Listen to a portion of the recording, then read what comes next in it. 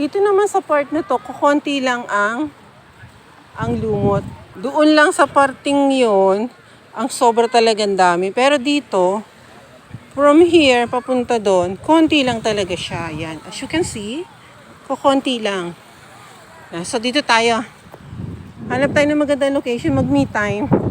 Pupo muna pag may time, habang meron pang time dito sa Boracay. Kasi matatagalan na naman bago ako makabalik dito. Anyway, let's enjoy the day. Me time.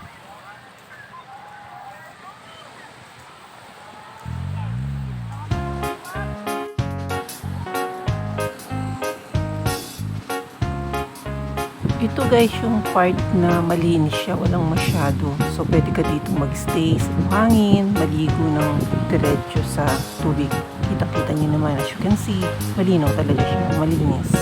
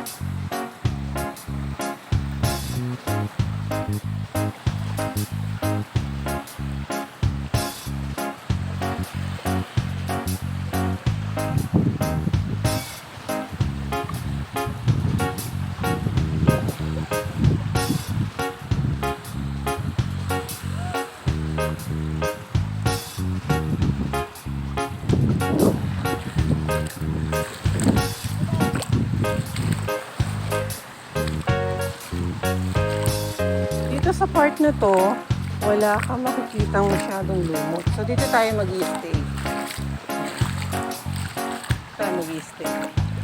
Okay, guys. I see you in a bit. Enjoy muna ako.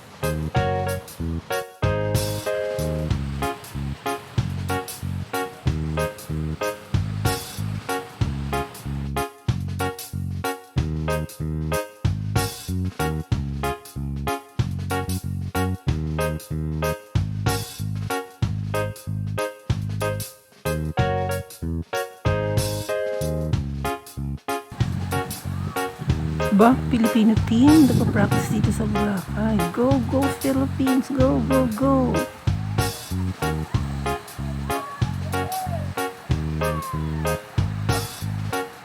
Break a leg, guys!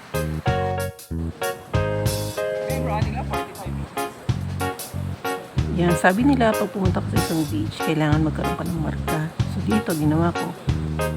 Leave your footprints in the sand.